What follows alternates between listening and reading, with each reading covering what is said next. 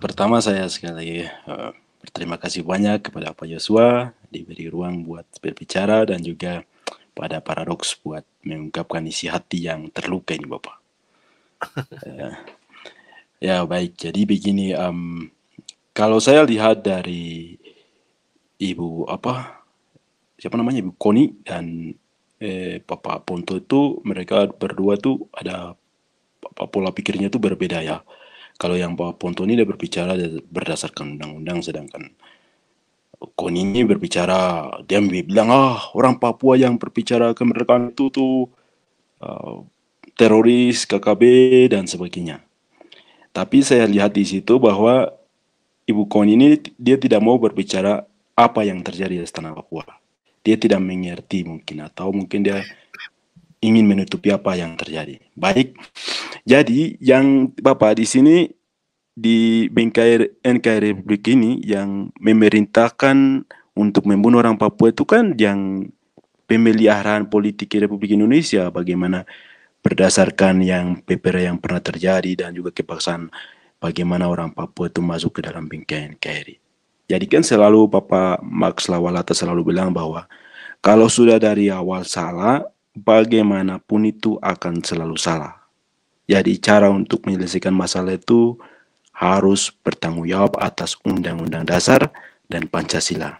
Presiden sepintar apapun, tapi kalau tidak melaksanakan ini, pasti akan terjadi pro dan kontra, dan pelanggaran HAM itu akan terjadi terus. Nah, jadi masalah di Astana Papua ini selalu ada HAM setiap saat, setiap orang meninggal. Tapi Bapak, kami tidak pernah laporkan karena ruang kami tidak ada sama sekali di Astana Papua. Tapi ini ada paradoks, ini pun karena Bapak Yosua tahu Tuhan, maka Bapak punya kebenaran, dan disitulah berbicara kebenaran. Membuatnya di sini ada ruang untuk kami berbicara begitu Bapak. Jadi di sini kita tidak bisa salahkan KKB.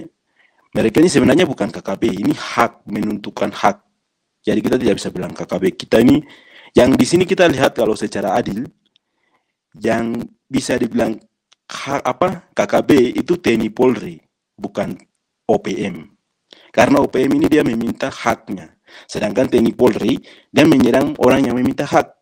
Jadi yang di sini bisa dibilang teroris itu TNI Polri, bukan OPM. Begitu Bapak.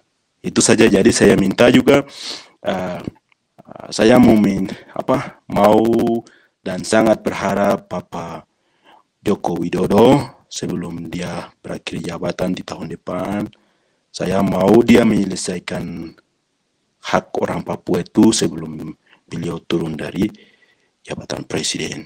Jadi saya meminta untuk jangan mengirim polisi tentara istana Papua, jangan menyerang organisasi Papua Merdeka, jangan membunuh orang asli Papua itu sendiri, dan juga mohon lagi janganlah membunuh kami secara tidak kemanusiawi di atas tanah kami sendiri. Jadi mohon berhentikan operasi apapun yang dilakukan di atas tanah kami. Karena kami hidup berdasarkan tanah kami dan Tuhan memberi hak kami hidup di atas tanah kami. Jadi jangan mencabut nyawa kami secara tidak manusiawi di atas tanah kami. Itu saja, dan saya minta juga Bapak Jokowi, mohon hati itu harus ada kasih. Walaupun Bapak jahat, tapi mohon, kami punya freeport yang kau ambil, berarti hargai kami orang pribumi tanah Papua. Itu saja, dan terima kasih Bapak Yosua dan Bapak Max dan juga semua yang pendengar. Kiranya Tuhan memberkati kita semua. Hormat. Terima kasih Reds. Bahasanya luar biasa. Ini paradoks banget ya. Sekalipun Bapak Jokowi hatinya jahat, tapi tolonglah berbuat baik. Iya, soalnya ini saya sudah jadi lawalapan. Hebat juga. Oke. Terima kasih, Reds. Tuhan berkati. Istirahat dulu. Ya. Oke, ini ada dari MST Cruz. Bishop ini hanya mendengar yang ingin merdeka. Dengar juga yang tidak mau merdeka, yang di Timika sana. Ya. Ini tidak perlu diundang. Mereka semua ini tidak ada yang diundang ini, Pak MST Cruz. Mereka datang, masuk, berbicara, memanfaatkan paradoks Papua untuk berbicara. Mestinya juga yang tidak mau merdeka, Masuk sini dong, bicara juga. Kenapa Anda takut? Gitu loh. Mau dari pemerintah kah? Dari TNI, orang Indonesia non Papua juga. Dan masuk sini bicara dong. Tapi jangan tuduh saya. Seolah-olah saya subjektif sekali. Hanya menyediakan forum ini hanya untuk organisasi Papua Merdeka, orang-orang yang mau merdeka. Enggak juga. Salah kamu MS Cruz, ya, salah. Pernyataan Anda itu salah. Ini termasuk fitnah terselubung. Saya berikan kesempatan buat siapa saja yang mau memanfaatkan paradoks Papua, silahkan saja.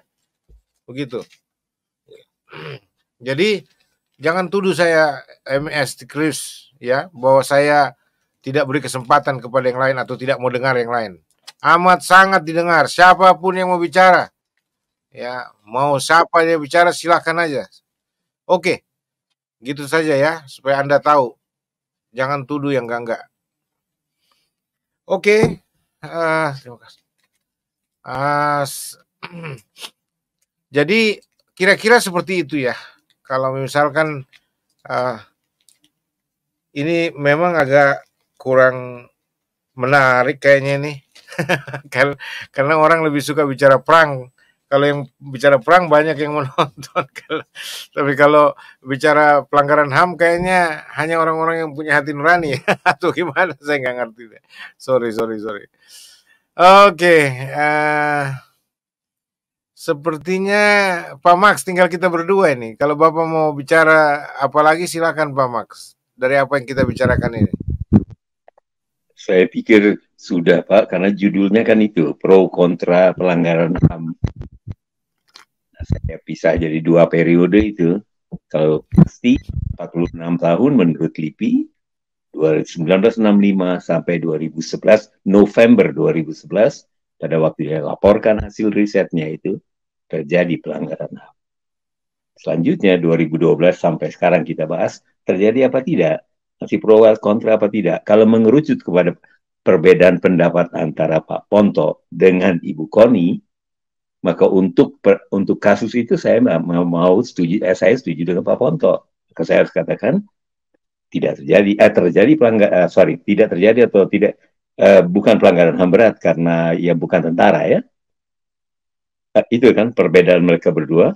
Kalau tentara mestinya polisi tapi tentara yang masukkan begitu toh. Ya, saya mengarah Pak Ponto punya itu betul. Nah kalau Pak Ponto mengatakan telah terjadi pelanggaran HAM karena mestinya polisi yang menangani tapi tentara yang menangani, dan itu fakta lapangan. Jadi untuk periode itu, untuk case itu terjadi pelanggaran HAM. Demikian. Dan untuk lain-lainnya dalam 12 tahun terakhir ini, sejak 2011 sampai 2023, sepertinya tetap sama saja pelanggaran HAM, Pak. Demikian, Pak. Iya, baik Pak Max, terima kasih, Tuhan berkati Pak. Ini saya mau tanggapi dulu ini Boy Sianturi ini. Ya, dia bilang betul sekali Pak Bishop. Bapak jangan undang yang pro merdeka dan tidak awas jebakan Batman. Benar. Iya, coba tanya sama mereka sampai kepada Presiden Ben Kaisepo, Michael Karet, semua saya tidak pernah undang, termasuk Ketua OPM. Ini Ketua OPM ada nanti bisa berikan kejelasan. Mereka justru yang minta untuk saya berikan mereka kesempatan. Bahkan ini ada antrian banyak yang minta untuk berbicara di Paradoks Papua ini. Orang-orang asli Papua, pendukung kemerdekaan Papua. Justru yang saya undang itu adalah pembicara-pembicara nasional. Pembicara NKRI seperti Profesor Hikmahanto, Profesor Anhar Gonggong, Koni Rahakundini, Yoris Raweyai, siapa lagi, Freddy Numberi, ya, dan beberapa pejabat-pejabat. Bahkan ada undangan saya ke beberapa pejabat belum dijawab sampai sekarang, termasuk Pak Michael Manufandu. Itu saya undang resmi, tapi kalau OPM, KKB saya nggak pernah undang loh. Mereka yang justru minta waktu untuk berbicara. Ya, jadi kalau saya dituduh tadi sama Pak siapa itu salah besar kalau Anda mengatakan Paradoks Papua memfasilitasi OPM untuk faksi perjuangan untuk gerakan kemerdekaan Papua, gerakan separatis, dan saya dituduh pendukung makar dan sebagainya. Salah besar. Tidak seperti itu.